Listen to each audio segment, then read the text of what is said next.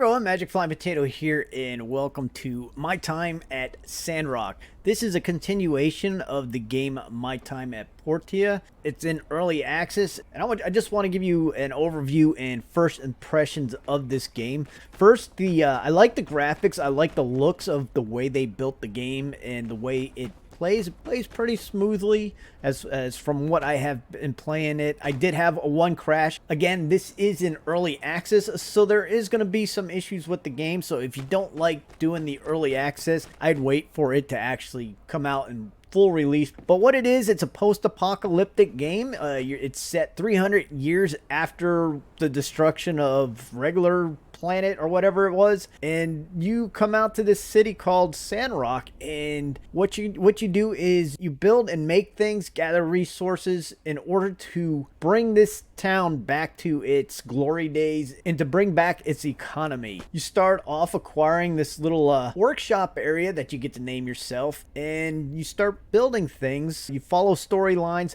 This has lots of storylines. It has a lot of speaking in it. What they have done nicely is the speaking parts, the NPCs are actually speaking within the game. So it's very easy to follow along, very easy to just move it along if you don't want to listen to what they're saying. I do like that they have the characters actually speaking and speaking in a real language instead of some games where they just kind of mumble and stuff like that. The map is right here. This is the starting town that you're in, Sandrock, and you have lots to explore. I have, again, just started playing, so really haven't opened up a lot of the map. Up here you have character details of your character. So again, you do have to fight in this game as well. So you have attack, defense, critical rating, critical damage, luck. You got your standard health points, stamina points, endurance. You get outfits to wear and accessories like that. Backpack is pretty easy to understand, very well organized, which I like. Your mission screen, you have the abilities to look at your missions and pick up different missions and track ones that you want to follow. You don't have to follow the one that you're currently working on. You can go on to others as well. You have a handbook that you unlock at level, I think you unlock this one at level 5, and it gives you everything that you can build. So if you click on the item that you want to build, it tells you exactly what's needed to build specific items within the game. So like the recycler, you need a stone trough. Stone troughs come from stone. You need wood, you need grinding saws, which comes from stone and Dina's. So yeah, you make that to put the recycler together, work table and stuff like that. So this is your guide for crafting and creating things. You get recipes by either buying them or turning in. You have old CDs, old data discs that you go turn in to a science guy, and he will give you recipes and blueprints. It takes 1 day for items to be given to you from him. Yeah, here's your social panel right here where you interact with these characters, and you could actually build a bond between you and the characters, the NPCs within the game. You also have a calendar of seasons. You do have 4 seasons. Each season is 28 days. So as you play, you will go through the seasons. Right here is knowledge. You unlock this at level 5. And again, I did unlock this earlier, but the game crashed on me, so I kind of rolled back. Photo albums, you could take selfies, group photos, scenery, things like that. Haven't played around with that. Encyclopedia, it will tell you about the items within the game, kind of where to find them and what they are and what they're used for, from resources to equipment to food. Food is going to be very important in this game, and I'll tell you why in a little bit. And that's the main interface of the game, and it's very easy to navigate. So as you see down at the bottom, if you look down right at the bottom where it's below my toolbar where it says level 4, the next green bar is my health bar, and then the next one next to that is my stamina bar.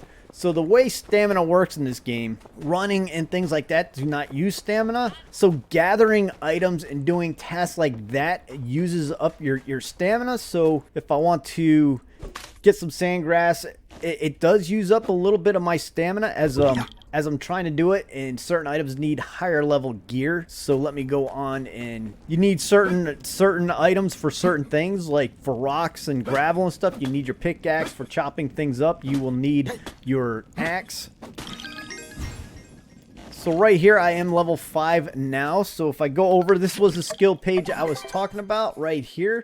Knowledge tree, you could put your points into certain areas of knowledge, which is stone knowledge, wood knowledge, gathering, and stamina. So, and each one will tell you kind of what does. So like gathering knowledge gives you 10% experience for gathering, experience gained from logging and kicking trees and stuff like that.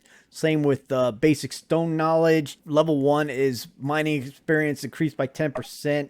Right here is your stamina knowledge. Stamina points are maxed out at 5%. So that you have this and you get your knowledge points as you level up to spend as you like. And you also have workshop knowledge, combat knowledge, as well as social knowledge. If you look right down here, I don't have knowledge for workshop, combat, or social. I just have it for gathering as of right now. So you gain knowledge within the certain skill sets that you're working at. You also I have to let you know, for Steam, you do have Steam achievements. I did unlock one. That's what I paused and looked at. It did not show up on the screen right there. But like I was saying before, so as you're gathering and doing things in the game, you got to make sure you use the right tools and equipment for it. As I gather and my stamina wears down, there's 2 ways to rebuild it. It's either by eating or sleeping. Not doing any activity does not rebuild your stamina like it does in other types of crafting style games like this. That's something to be aware of. I ran out of stamina earlier today and just wasn't sure what to do, and I had some people watching the live stream, and they explained that I need to either eat food or I need to go to sleep.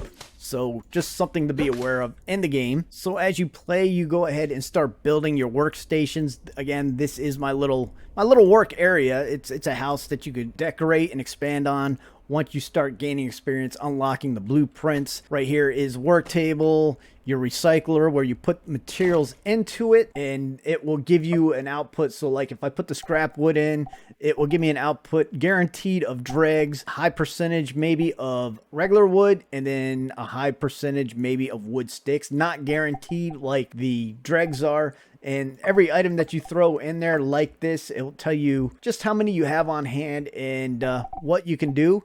And you also have to power these machines, so you have to carry stuff with you to power it. So like for this, it's only at 450 out of 1500. So in order to power it, I'm going to use this right here, 21, which will last about. So as I recycle, you will see the time right there. That time is actual time. It does not speed up if you go to sleep or anything like that. So just something to remember, that crafting and making things in the game is not a quick process. That's why you would want to build multiple workstations to do multiple tasks at one time to speed up the process. Because right now, for 5 scrap wood, it will take me 5.5 minutes. So this is My Time at Sandrock. Again, this is a very, very, very brief overview of the game. Kind of give you an idea what to expect if you do get it. Again, it is on early access on computer only. So it is going to drop onto consoles like Xbox and PlayStation next year sometime.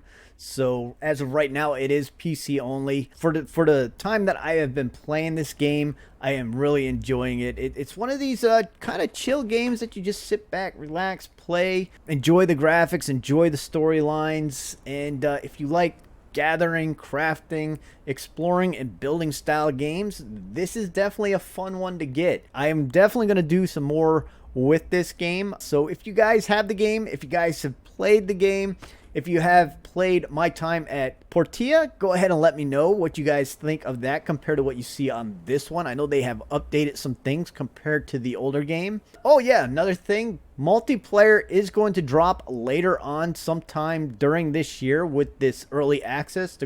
They've already teased it, and it is in the works for a multiplayer on the game. So definitely looking forward to doing that as well, getting some friends on and playing. So I'm liking it, I'm enjoying it, and I'm definitely glad I got the game. So and if you have any questions or comments, go ahead and drop below.